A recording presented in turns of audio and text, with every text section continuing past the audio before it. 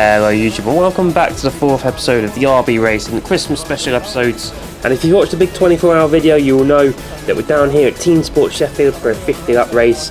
But why have I put it's the unofficial RB Racing community race? Well, I put it on Instagram and sent a few messages to a few people to get them down, to invite them down to do a race here down at Teamsport Sheffield. So who have we got racing? We've got Kevin here, Leicester's heavyweight Kevin on the left here. Got John driving forward on the right. We've also got Hannah, Supercup Bonnie behind me. But if you also see down the right, we've got Rob that goes racing, Teamsport Sheffield's local. Got that man here. We've also got Team Top Gun, who also do the Team Sport Crash compilations.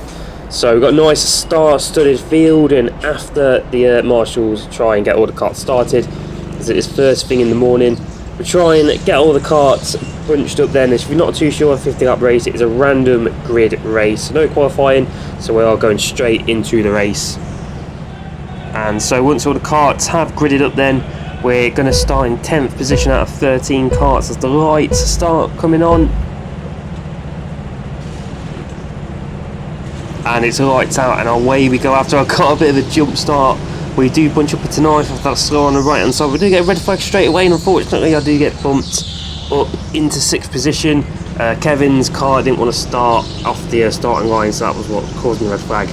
And yes, I do take advantage there, being bumped. I should have really given the positions back, yes. I didn't really know at the time, who I'd actually got in front of, as it all sort of happened so quick, the race start, and then all of a sudden getting bumped, red flag. So yeah, did take advantage of that one, but we do, so got up in 6th and then got to 5th there after taking over that slower car on the right hand side. And if we do speed things up a bit on lap 1, if we do get past, back to some other marks as Steve gets past the car ahead. Here's the gun down then to the 2nd of 4. He's going to get a bit wide there, and unfortunately puts me in a position where I have to take him out.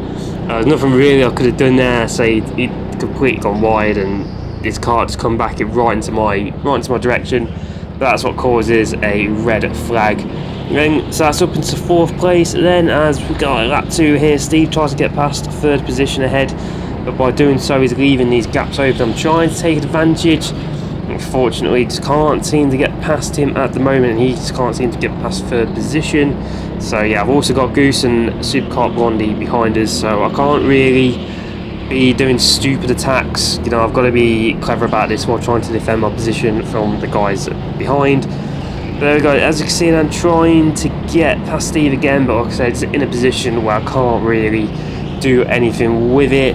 As you can see, there's a coming to the hairpin end just before the up ramp speed. Steve does go for the dive, gets the move done, but fortunately he just doesn't quite have the momentum coming up the ramp, so he doesn't quite get 3rd position yet. And you can see I've got Goose then on my right hand side, who is absolutely ready for an attack. But as we come to the end of lap 3, Steve is going to find himself on the inside there, and he's going to bump himself up to 2nd. I'm going to get myself up into 3rd, and Hannah and Goose behind are also going to move up as well. Coming to lap 6 then, we're going to come to a first of the back markers, as Steve did pull a little bit of a gap, but looking at his back markers, I can manage to close the gap right back down, as he doesn't have too much problems getting past, but like I say, it is bringing that gap much closer to where I want it to be. As I say, he just starts slowly getting away again, just gets to lap 11 like here. But like I say, by getting past these back markers, if he's causing the gaps, or if he's creating the gaps, then that's allowing me to close it right up. So like here then, lap 13, as I say, he does get past eventually, not really too much trouble. I've also got Goose down on my right hand side, who's looking for an attack, but fortunately he's on the outside and there's not really much he can do around the outside of there. But like I say, he's just making himself aware, or he's making me aware that he is there, he is ready for an attack at any point. Let's get to lap 15 then. We've got another back marker we've caught up to, so we're still right behind Steve. And yes, they're coming up to another back marker, looking a bit speedier than the others, so it might be a bit more of a trouble to get past. Coming to the 2nd floor, then coming down to the 3rd floor. Steve is going to get past, but unfortunately by doing so he does leave that gap open on the inside, and it allows me to slip on through into 2nd position. So that's now from 10th position at the start up into 2nd. Dom driving forward has managed to find his way, well, he found his way on pole position or 2nd. I say he has absolutely floored it away. So yeah, so at the minute there's not really much chance of catching him from here. Coming to lap 16, I'll just hesitate trying to get back his back markers ever so slightly, which does allow Hannah on the inside just here. And unfortunately, because her cart's on the inside, I can't really do anything. So I'm down into 3rd. and with Steve on the left hand side as well, it looks like we're going to have to concede third as well, because we've got another back marker and get massively bumped from behind from Goose. So it's down into 5th, but Goose doesn't let us back past, as yeah, he didn't want to overtake me dirtily, so yeah, it does allow me back past. But fortunately, there's 2 positions lost through them sets of corners, which is a bit of a shame. But as you can see as well, the GoPro's moved up a little bit as well from Goose bumping me from behind, just to give an idea of how hard that hit was from behind. But as you can see, then we've got back marker ahead, as Hannah actually has a bit of trouble getting past it, which does allow Steve up into 2nd place then. But as Hannah gets past the back marker, we also do as well. So yeah, Hannah's also lost 2nd position, but she does claim it back a bit later on. As we get to lap 21 then, we are going to get a red flag. No one seems to know quite sure what the red flag's for, so we're all sort of looking around, seeing what's happening. As I look behind, I see Goose right behind me, give each other a thumbs up. But if we do look on the left hand side, then we are going to see that it is Kevin who's caused a red flag. But yeah, what's he caused a red flag for? As you can see, he tries to explain to me why it's well, he's just trying to let out his frustration. So why his car has died. I believe it was his brakes that didn't work, or the engine didn't work, one of the two. He had to swap his car, and we did get going again. As we come to lap 23, and we've got another back marker. Then you got to remember, I've still got Goose right behind me as well, so I need to really get past these back markers as quickly as I can. I also want to try and attack ahead as well, but it just depends on, you know, how quickly I can get past these back markers. As we've got another one ahead, as say Steve and Hannah managed to get past it quite quickly. Unfortunately, I don't get past them as easily, but say we do manage to get past them without too much trouble at all. And if we're coming up to that 28-29 then, we've actually got the same back marker, I think.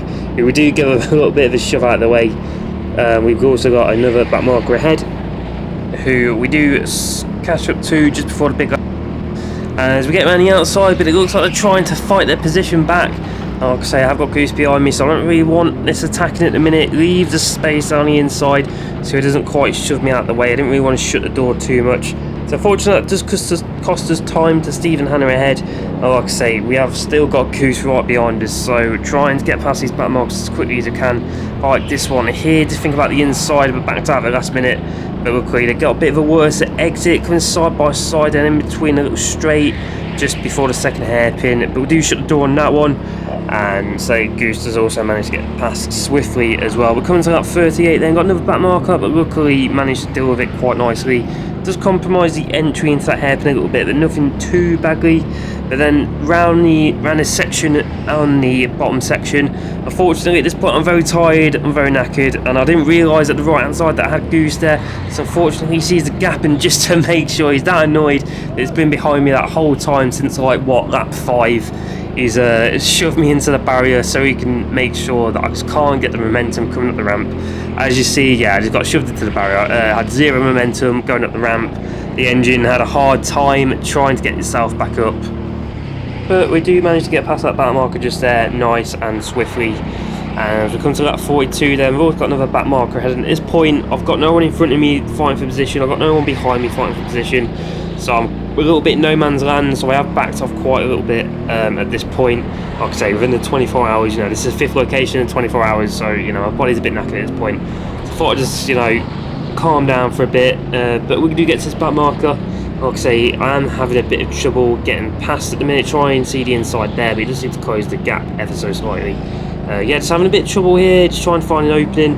We do find the opening here then, just before the hairpin up the ramp. I was hoping he wouldn't get a switch back and fight his way up like we have seen previously in the race from other people. But yeah, luckily he doesn't manage to do that at all, and come up with that 43. Then we've got another back marker who runs themselves into the wall, so not a problem at all getting past them.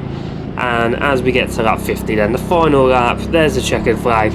After an hour-long race, that is the end of it. And yeah, it was a long race. It was a good race, so say driving forward, winning, Supercup Bondi 2nd, and Goose in 3rd. Rob Goes Racing coming in 7th, and the Team Top Gun teams, you know, they're all there spread about. Kevin coming in 8th. And yeah, it was a good race, so I hope you all enjoyed that one. I will see you tomorrow for the next episode, so don't forget to like, comment and subscribe if you haven't already. And if you want to see an official RB Racing community race, please do note ahead below. And yeah, I will see you lot tomorrow.